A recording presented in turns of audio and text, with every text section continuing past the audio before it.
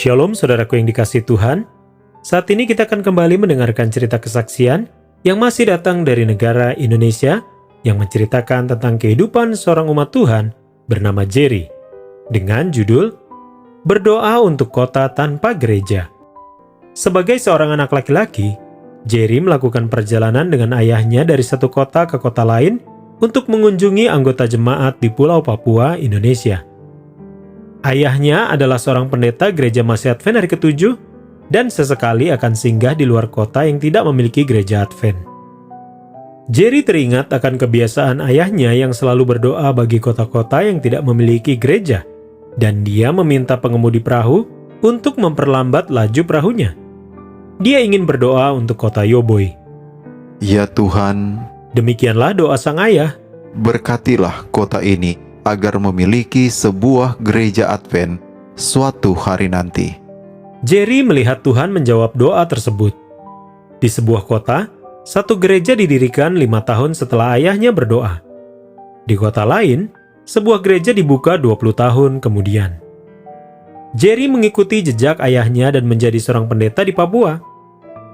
Ketika dia mengunjungi anggota jemaat di sekitar Danau Sentani pada suatu kesempatan, dia terinspirasi untuk mengunjungi sejumlah gereja yang telah didirikan di kota-kota yang telah didoakan oleh ayahnya beberapa tahun sebelumnya. Tetapi kemudian dia melihat sebuah kota di Danau Sentani tanpa gereja Advent dan bahkan tanpa umat Advent.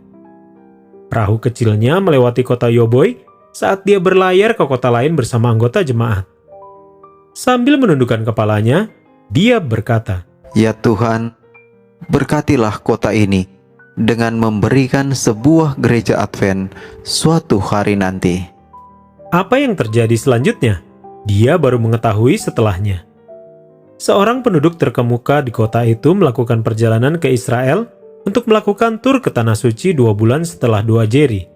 Pria itu, yang bernama Tonche, melihat keluar jendela hotelnya di Yerusalem saat matahari terbenam dan melihat aktivitas yang tidak biasa di jalan. Sebuah sirena berbunyi, dan bus-bus melaju ke stasiun mereka. Kemudian semuanya menjadi hening. Tonche melihat jam tangannya dan melihat bahwa saat itu adalah Jumat malam. Dia menyadari bahwa orang-orang Yahudi menghentikan pekerjaan mereka untuk beribadah pada hari Sabat. Kemudian dia teringat bahwa dia bekerja dengan beberapa orang Advent di Papua yang juga menghentikan pekerjaan mereka dari hari Jumat sampai Sabtu untuk memelihara hari Sabat. Dia berpikir, Gereja Advent beribadah pada hari yang sama dengan umat Israel. Mengapa gereja saya tidak melakukannya juga? Gereja saya mengaku menyembah Allah Israel. Dia lalu bertekad untuk mencari jawabannya ketika dia kembali ke rumah. Kembali ke Papua, dia mengunjungi sebuah gereja Advent di kota tetangga dan mengetahui bahwa gereja tersebut mengadakan pertemuan penginjilan. Pendeta gereja tersebut, Jerry, mengundang Tonche untuk hadir. Pada pertemuan tersebut, Tonche menemukan jawaban Alkitabiah untuk semua pertanyaan tentang hari Sabat. Dia memutuskan untuk memelihara hari Sabat, dan dia bersama istrinya menjadi anggota gereja Masih Advent hari ke-7. Tidak lama setelah pembaptisan mereka, Jerry mengunjungi rumah mereka di Yoboi dan membantu mengorganisasi sebuah gereja rumah. Itu adalah jawaban atas doanya dan kelanjutan dari warisan ayahnya.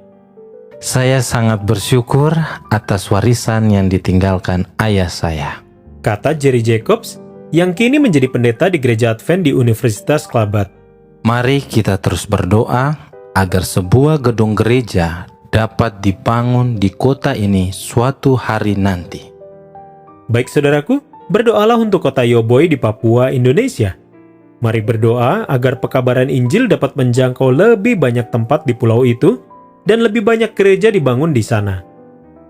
Sebagian dari persembahan Sabat ke-13 triwulan ini akan membantu penyebaran Injil di Papua melalui pembangunan ruang kelas, gedung administrasi, perpustakaan, dan auditorium di Sekolah Tinggi Teologi Advent Papua.